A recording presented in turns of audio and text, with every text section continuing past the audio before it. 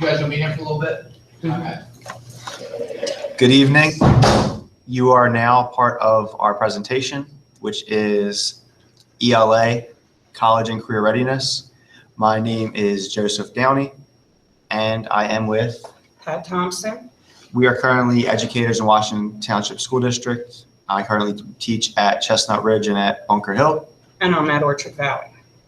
Tonight our presentation is coming to you live from Orchard Valley, so you are a part of our first session. We are going to be focusing on strategies and resources for you to use for your student to feel prepared and successful in ELA.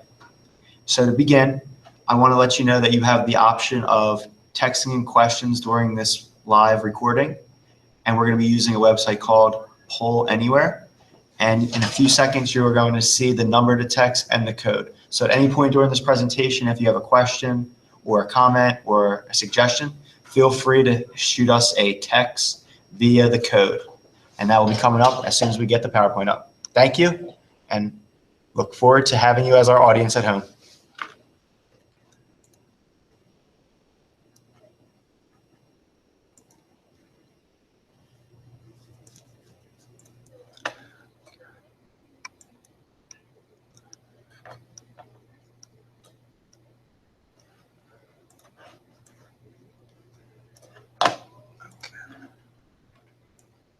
Okay, so again, for our Poll Anywhere, if you text the word Orchard Val 461 to the number 22333, you will be able to join our session and interact with us as we go throughout this presentation. So again, text this code word right here, Orchard Val, V-A-L-L-E 461 to 22333, and again, that is 22333.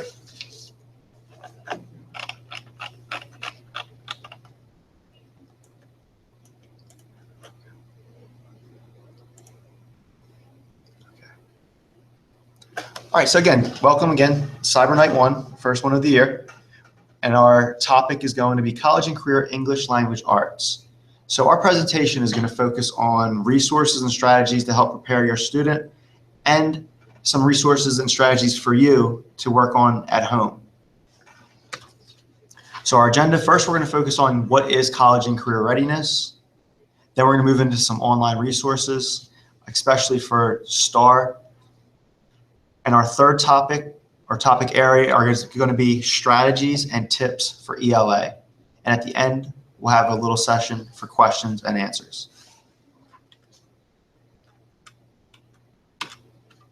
Okay. So when you hear the term college and career readiness, you know, currently we have students in 6th through 8th grade at the middle school. So as students are going through school, we're focusing on the Common Core state standards. And what we want is to make sure that our students are ready for either college when they graduate high school or a career. And just a quick definition, college and career readiness means that a high school graduate has the knowledge and skills in English and mathematics necessary to succeed in entry-level, credit-bearing, post-secondary coursework without the need for remediation. So again, as our students are traveling from K to 12, we are trying to ensure that they have the skills necessary to be successful on their own upon graduation.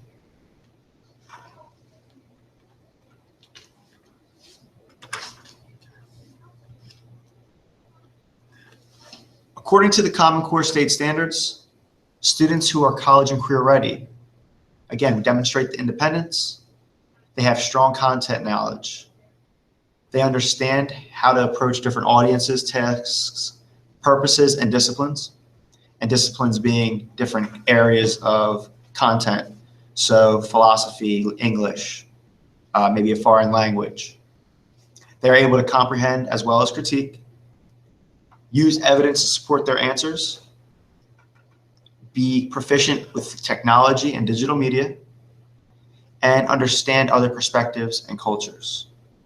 So here are some of the key points of what the Common Core standards hope to do as we prepare your child.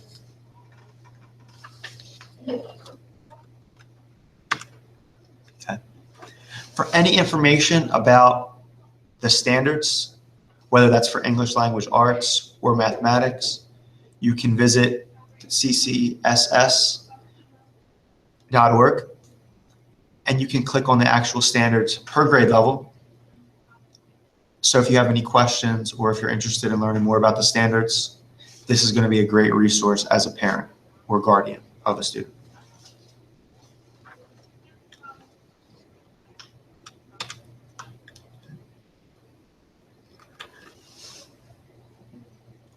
So as we are preparing our students, one thing to know is that these Common Core standards are currently evolving and they're changing.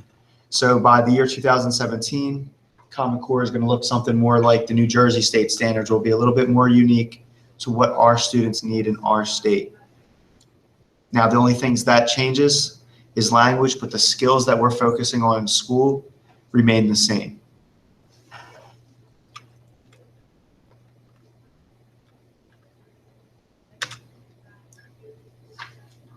Skills that we work on in middle school. There's a variety and a big range. So you might hear your students talking about or seeing some of your students working on assignments that ask for text evidence, require them to use a point of view in their writing or identify point of view, identify author's purpose.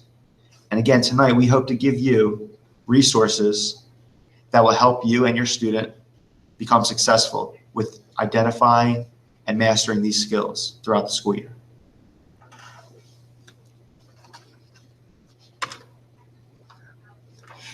Now we're going to get into our online resources for our students. So to start, we're going to discuss the STAR assessment. About a month ago, parents and guardians received STAR reports for their students from the first benchmark window.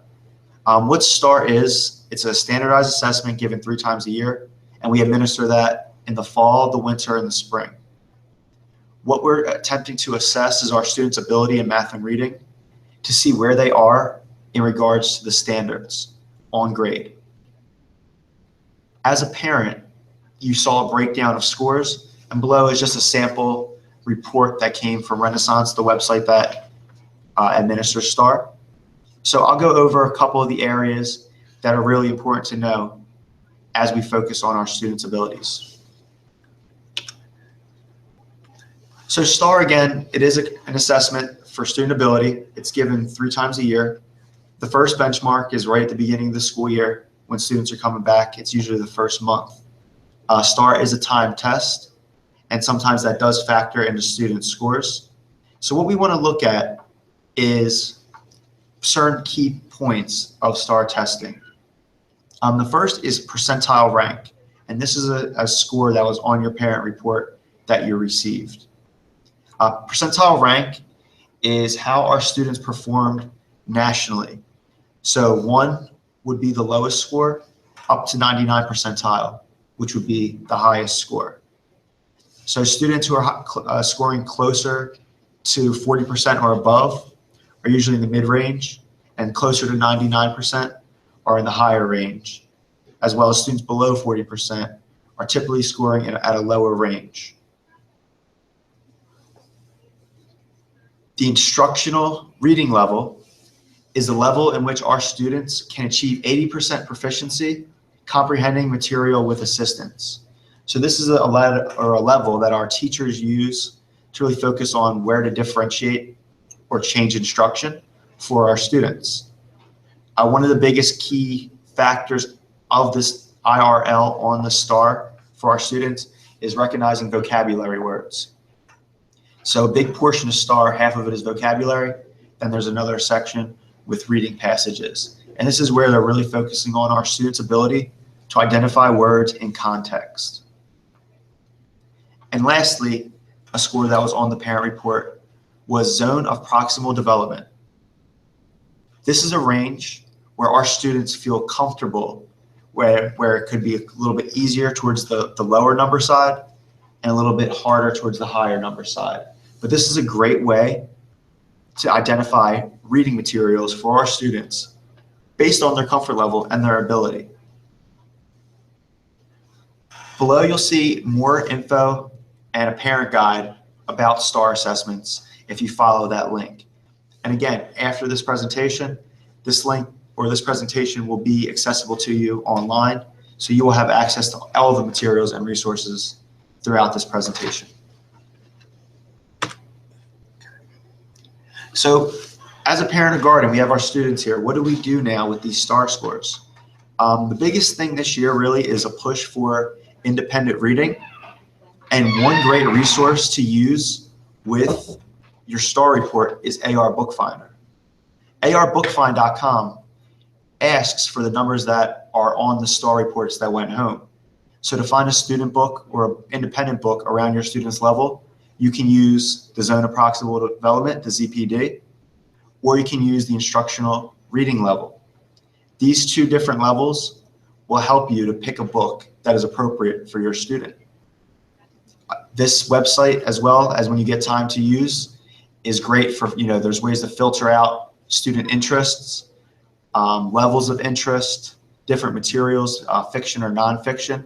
So there are different options that you and your student can work to find an independent book and to choose something that is at their level where they feel comfortable.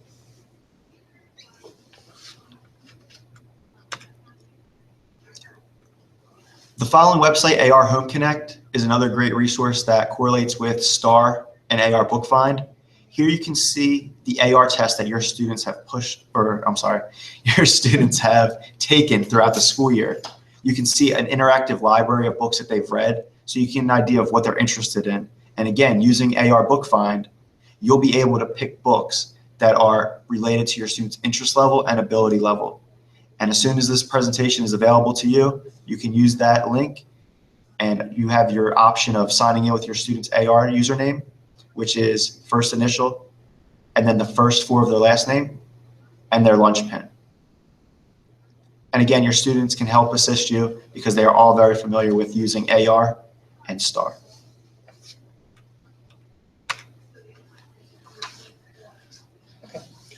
Okay, on the Accelerated Reader Program, we use that a lot in our classrooms. The children are encouraged to read at least 60 minutes in a 2-week time period. And what we do is we ask them to pick a book, level it to make sure they know their levels. So we want them to be right on their level. And then we use their quizzes that they do to see how they are grasping and comprehending what's in their texts. What we also do, just to give them a little encouragement with that, is we set goals for each of the classes, maybe to, take so many quizzes or whatever, and, we'll give them some kind of reward, whatnot. So it's kind of spread out to push the whole classroom, to get them interested. I think a very big important part is that the students know their level and choose the books that are at that level, because a lot of times they're reading things that are not, and that pushes them to not like the reading portions. Got anything, Joe? Yeah, and again, as parent or guardian of our students, the Accelerated Reader portion is a great way to check comprehension, and it is a good way to motivate our students. Again, you heard about there's some incentive programs within the class that are really for positive reinforcement, because our goal at the end of the day is to instill a love of reading in our students. And the more students are reading, the better they're going to be prepared for college and careers. Below, you'll notice I did put the additional resources there. And for your students to log on, they would use their first letter of their name and the first four of their last name, followed by their lunch pin or their lunch ID.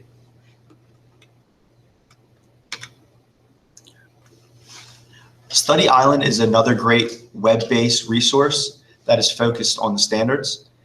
Study Island is from K through 12, and all of our students have a subscription to this website as well. What Study Island does is it has interactive games and reviews and lessons that students can use to work on skills. Now, when you received your parent reports, you might have noticed a breakdown of some of the information that your students are doing well with or might need to continue to work with. So Study Island will be a great place to find those standards, find some practice for them, and allow your students to use this at home. And there is time at school as well to use Study Island. So to access Study Island, you go to the website, studyisland.com, and you enter your username and password, which would look like your student's first initial, last name, and then at the middle school that they are currently attending. So for instance, if my name was Joseph Downey and I was attending Bunker Hill Middle School, mine would be jdowney@BHMS, and then my lunch pin. So very similar to STAR. But again, Study Island is a great resource to use to reinforce skills, to motivate our students, because there are some really fun games on there that they can use. And again, you can set the level to your student's ability.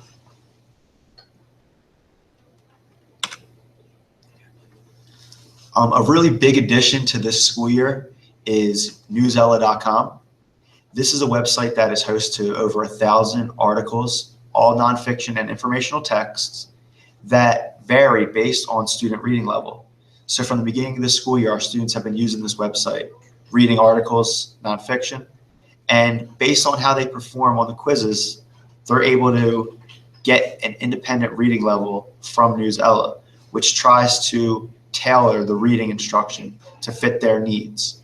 So students could be reading an article and there could be 5 different levels going on, but they're all getting the same content.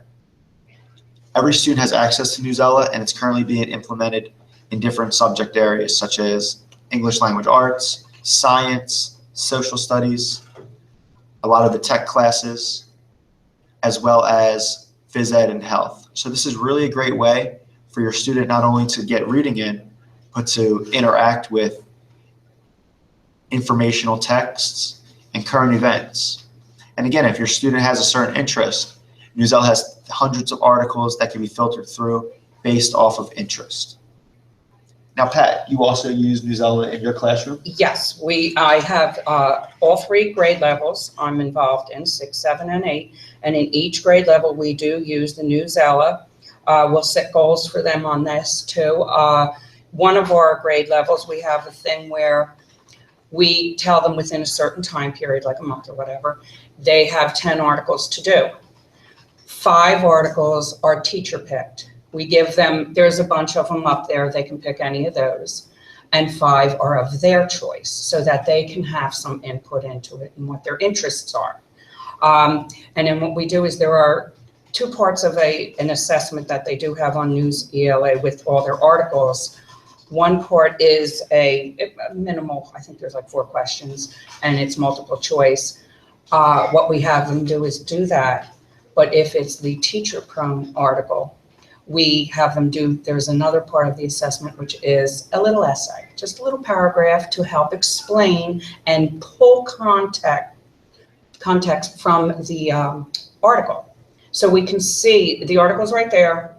They can pull information right from it, and that's what we want them to do. We want them to learn how to take the information given and put it into a response. So we do that. The kids like it because the current events, they're very current. Like if it happened last night, it's already on there. And like you said, there are thousands of articles on anything. So they're easy to find something for everyone. And I know the biggest push, as well as parents and guardians, to interact with your students, and when they're doing their reading, ask them what they're reading. And Newsela is almost like a Wall Street Journal for these kids, where now if you're reading your newspaper at home, you're able to talk about a story that might have been printed that same day, which is really a great way to interact and share what's going on in the world. Right. Ask your child, let me see what you read in Newsela today, or show me some stuff. They can pull it up at home. And they can show you all the different things that they have done and the articles they have read and how they've done with it. And they can talk to you about it. A lot of them are having discussions during class. Oh, I found this neat article on such and such, and we'll stop for a minute and, oh, okay, what did you find out about that? And they are very interested. So this could get conversation going on at home. Definitely. And again, it is an interactive way for students to practice annotating the text or finding text evidence. And when we talked about those college and career ready skills in the beginning, about the standards, they can all be filtered as well. So if you're looking for text evidence, for main idea, for topics or point of view, those can be filtered as well. So you can approach those skills in a way that's relevant to what's going on around our students. This next section is a group of strategies and tips, especially for using at home when we're talking about English language arts. Now, again, these can be applied to other content areas, but our teachers specifically noted that these are some of the ones that they see as helping our students really be prepared in the classroom. Okay. As far as for college readiness, the practices and the habits that the child gets used to doing now, especially, that's going to carry through. So some of these strategies you might say, oh, you know, we were told this in the early years. Well, the student of a middle school, they are thinking that they're a little more independent and a little more responsible than they are. So I feel that these are the times when you really need to pull in some of these things. So first we're going to discuss homework. To have a location set for homework, you know, a set designated area, have materials ready for them, papers, sticky notes, tape, whatever, pencils, pens, so that they're not running all over looking for things. The more organized you can be in that area, it's less distraction and less interruption for them. If you get them interrupted, they're going to think of 50 million other things to do, and it will be hard to pull them back. So you want to have everything ready for them. And try to have that one designated little area. They know what's going on. It's also important to try to have a consistent time period when they're expected to sit down and do some homework. Now, I understand that, you know, we're in a very busy world. We have soccer games and dance and this and that. Try to work that, okay, Tuesdays are a certain thing. Let's have the child then do it at a certain time. It's very important because consistency works. They know what's expected at certain times, and, you know, it helps keep them on task.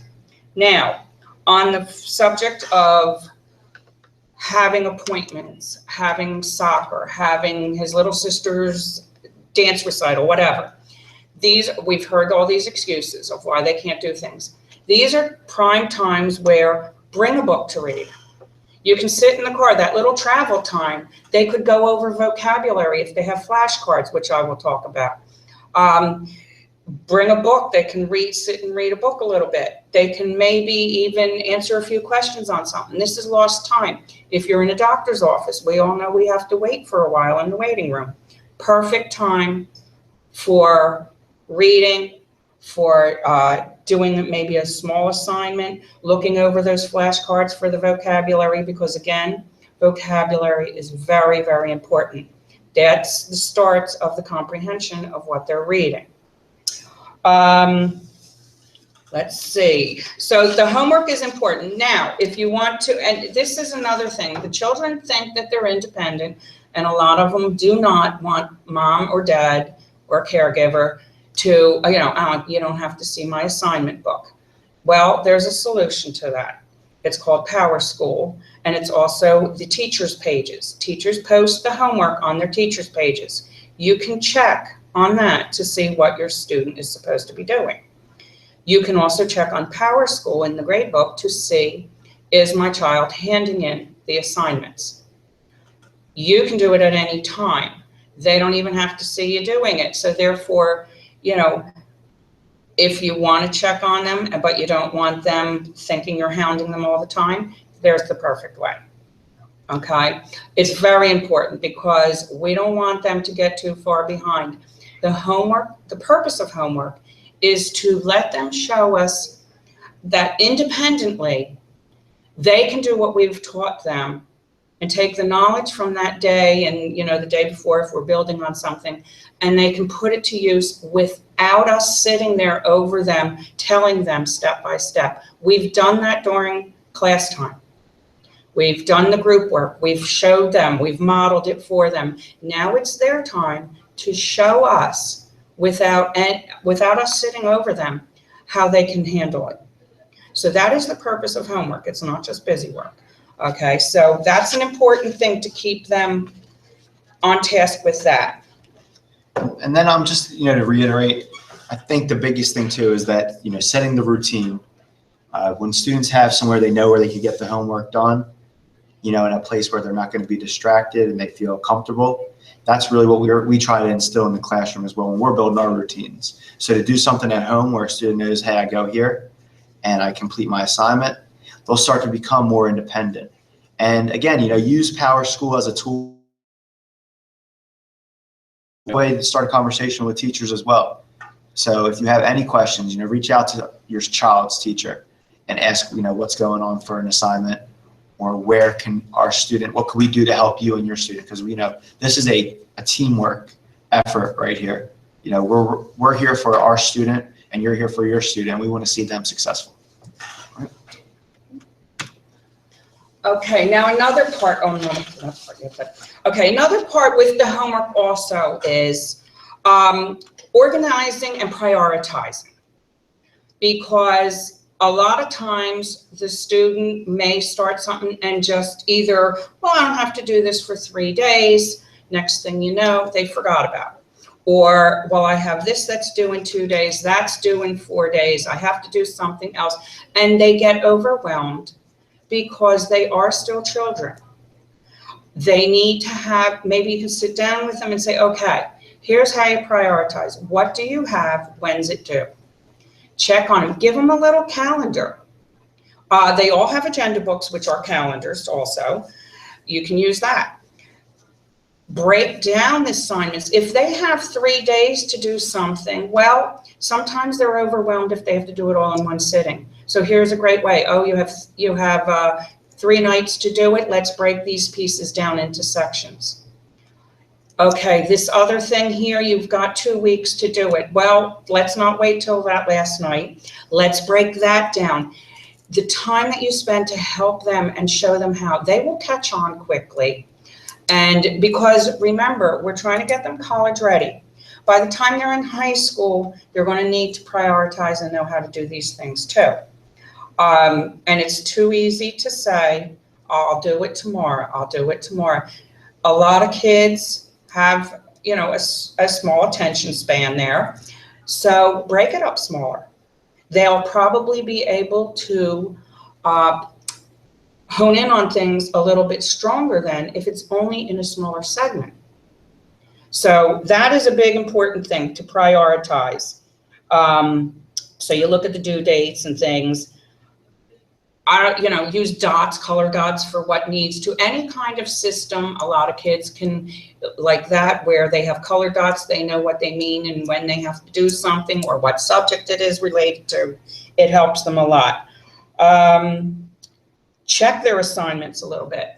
Maybe, okay, let me see how you did. We are big on writing this year. Well, now that we've started with the standards, we don't want simple little sentences a lot of times. So review their work for them. If they had to write, a lot of writing is done in school, but some will be done at home. Ask them if you can read it over a little, and maybe you'll give them some hints. You would be their audience at this point, and the audience needs to respond to them and show them what's what. So that's on there. Now, reading prompts. Okay, like I said, we are pushing a lot of reading. Now that they've, you can find their level. If you do not know what their level is, if you can't find the paper that was sent home with the star level, please just contact your ELA teacher. They can get it for you and send it back. Try to make sure your child is pulling out books that are of their level. They can easily go on the AR site. Okay, ask them questions about it. Have them read. They don't have to read an hour a night, even if they read just 15 minutes, 20 minutes. Or if they said, well, I read in school. Okay, well then ask them about the story. What's the title? There's simple little questions to get them, just not to say, well, I read it, the end. Ask them, well, what's the theme? Does the title fit the book so far, do you think? Or would you name it something different? If so, what? Get some constructive conversation going with them. Get them to think. Well, what about the characters? Do you relate to any of those characters? How would you continue the story if they finish the book? Because these are the questions that we are asking them to expand on. We don't want, the simple little, they all came together at the end and it was a happy little family. No, explain some more about it. Get some details. We want a lot of details. Get us into it, into that story. You might ask them, well, did you like the ending? No. Well, why not? And how would you make it different? What things would you add? How would you make characters different if you would? Any of those types. There's a lot of questions you can go, and some of the websites on Google, they'll give you questions. These are just a few that we have up here. But there's tons and tons of questions to get your child to, really think about it. Another thing is keep sticky notes handy for them. If they're reading and they are unsure of a word, if they can't come up due to context clues that are around that word as to what it is, they can jot it down. A lot of times they can just get the context clues and help them to figure out what the word means. But sometimes there are a few that they'll be stuck on. And promote them to take the time to look it up. Jot it down, go look it up and see what's what on that, because they will have a better understanding of it. And they need to, because as they get older, there's going to be more independent work that they need to do. So I can't stress enough how vocabulary is extremely important. It helps them broaden their thoughts and their opinions on certain things. So even that, if they're reading a current event, ask them their opinion, ask them to explain themselves, and ask them to, well, where did you, what information did you find to back up your opinion? Yeah, and I think a lot of those were really good points.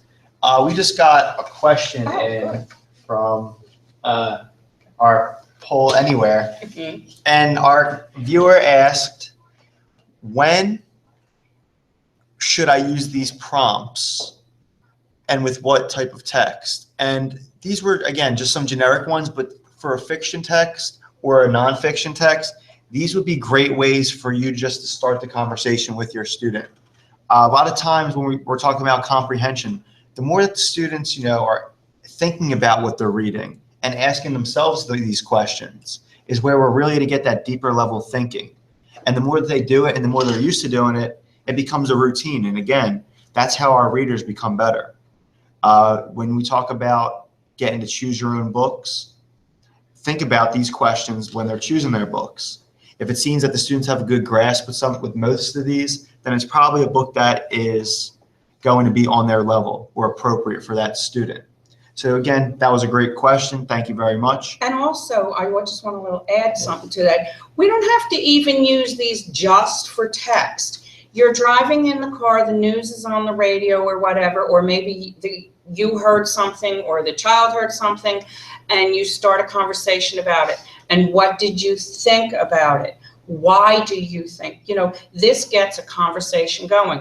We just had our election. There was a number of kids who had some good comments because they were listening to the parents. They were listening to the TVs. So, they were reading things on the computer, on the news things. So it doesn't just have to be applied to written text even, but it will get them to broaden their thoughts. Yes. And then I think we might have went over a slide just for vocabulary. But again, this goes back to when we're discussing strategies. So our students, they currently have vocabulary books in their ELA classrooms, and each week they do a set of 10 words. One of the major strategies for doing vocabulary is creating flashcards. And again, flashcards can be used in any class. So it doesn't just have to be for repetition with vocab words, but it's a great way for students to quickly review anything they're learning. So whether it's ELA, whether it's science, maybe it's history or math facts, vocab flashcards are a great way to do that. Now, a website that does this for you is called Quizlet.com. This is a free website. Many of the teachers have already uploaded vocabulary lessons. So your students' vocab words are already online in a quick review style website.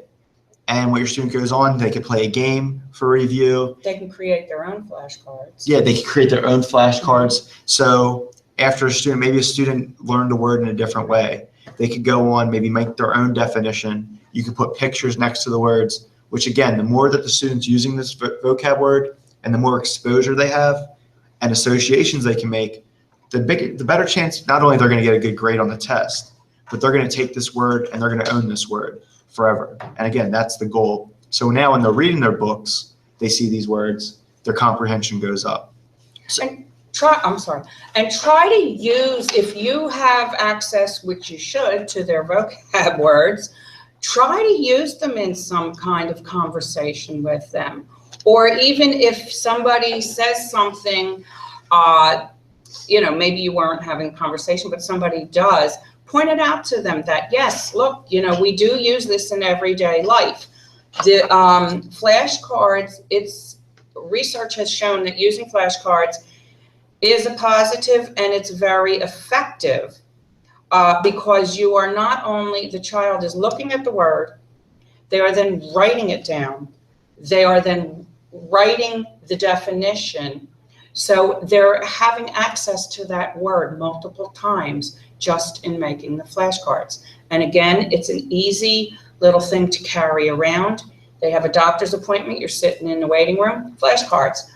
College students use flashcards. I cannot tell you how many packs of index cards I went through when my children were in college. They use them and they're extremely beneficial. Did we get any more? Not yet, but we're still here. We're Don't still forget, you accepting can still questions. text in a question. Again, that's Orchard Val, ORCHARD VALLE 461, and you text that number 22333. Again, that's 22333.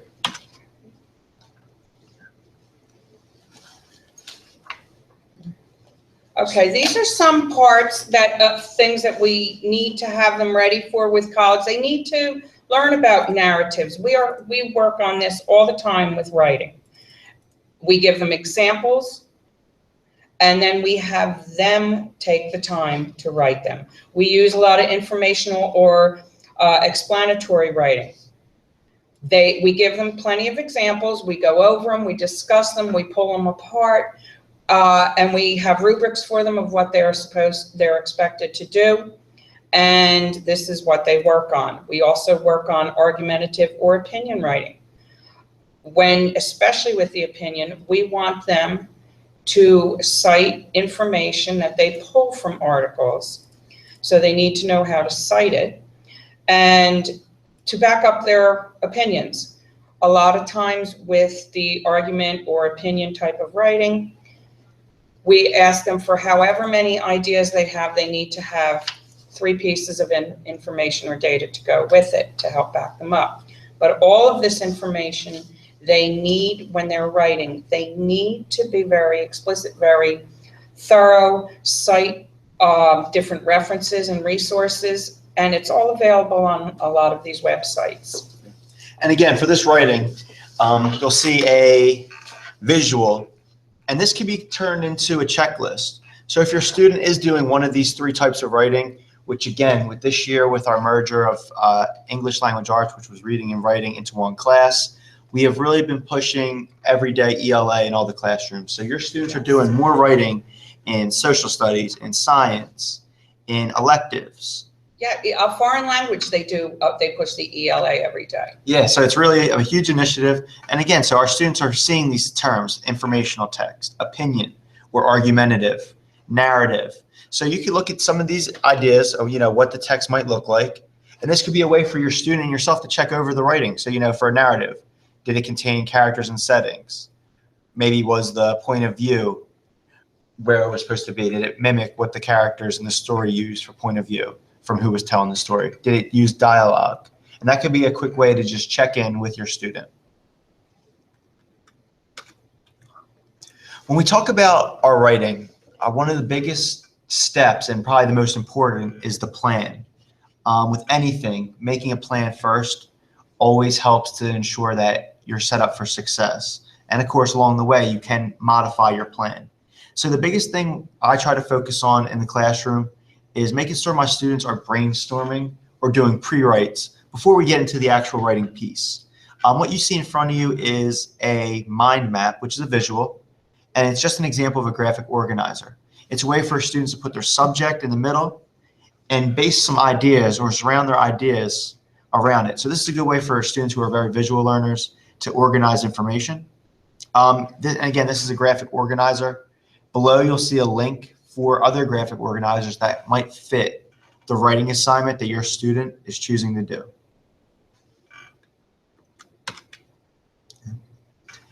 Again, as we talk about pushing more writing in the classrooms and our students are using more text-based answers, a strategy that is helpful is RACE. And this stands for restate the question, answer all parts of the question, cite evidence from the text, and extend your answer. So if you look at the example, students restate what the question was. Should students wear uniforms? How to approach this question? In my opinion, students should not wear uniforms. All they did was state their opinion and restate the question. Next, they would give an answer. So usually you give a couple of details from the actual text to support your answer, and this goes along with the citing. In the text, the author states that, and this could be something for uniforms or against uniforms. And at the end is where your student's going to sum it all together. So these are all my points, and this is how my opinion was formed on should schools wear uniforms.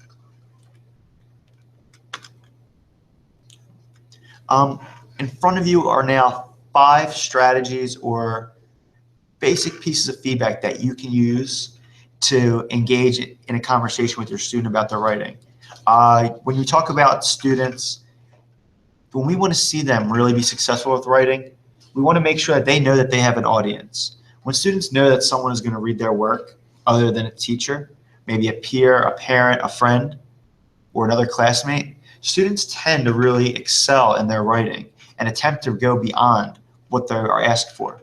So some things you can do are ask the student, ask them how it made them feel, encourage them, notice something about their writing that they did well, encourage them if they get stuck with anything, maybe have them work on certain parts later. And again, the writing is a process. It's all about the revision. So it's good to make mistakes along the way because that's how our students are learning. Other things you can do is ask a question. So maybe you ask what type of writing it is when we go back to narrative, informative, or argumentative.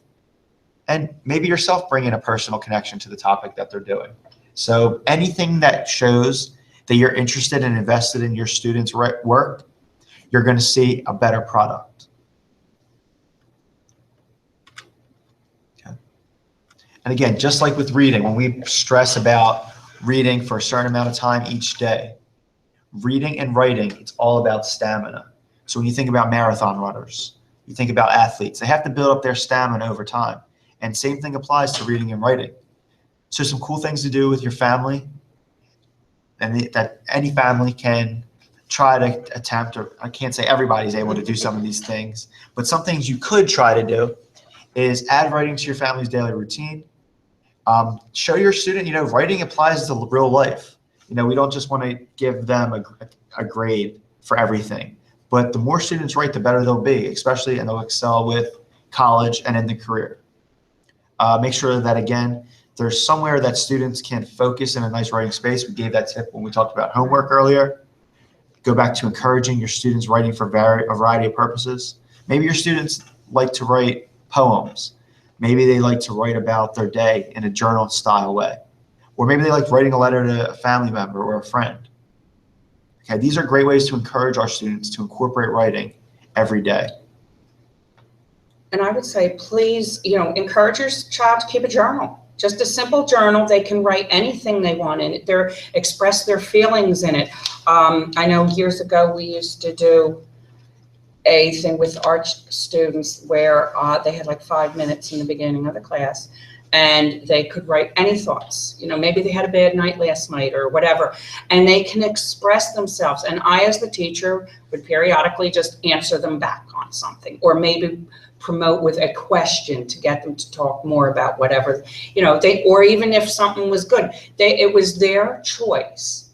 They didn't have any restrictions on what they had to write, which that gets them to write a little bit better anyway, because when it's of their choice, just like the reading and picking of books, when it's something that they can choose and they have control over the topic, they tend to do a better job too. Now, of course, there's going to be times that you have to write or read what we want you to do, but at home, you can encourage them to do more or less a freestyle where it's something that they want. But journals are a great way in encouraging them to just sit and write. Okay, I just want to say thank you very much for coming to our session. Yes. We'll take the next couple minutes before we switch sessions. Any questions that you would like answered, please feel free to send them over, and again, on the screen is where to send them to. If you came in a little bit late, you can rewatch this session, or if you want to interact in the next one where there will be a live audience, you can also join us on our next link. But don't forget, we have our other math presentation going on, so go ahead and check that out as well. Okay, so wait a couple minutes, we'll see if the questions are coming through.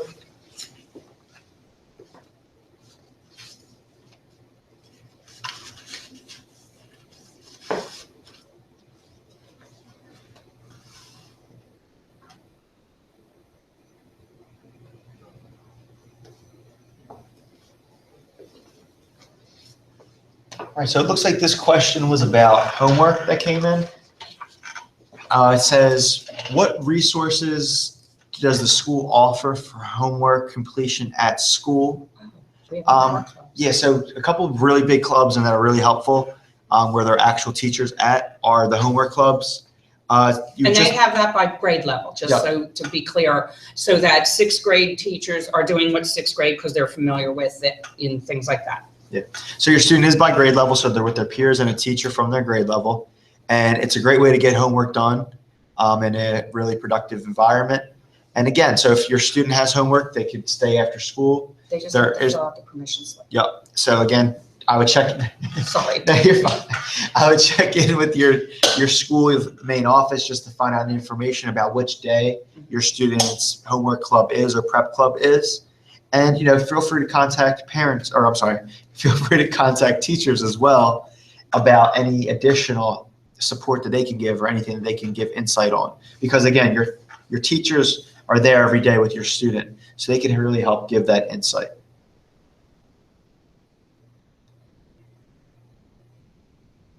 All right, doesn't look like we have any more questions. So again, thank you very much for joining us for ELA College and Career Readiness.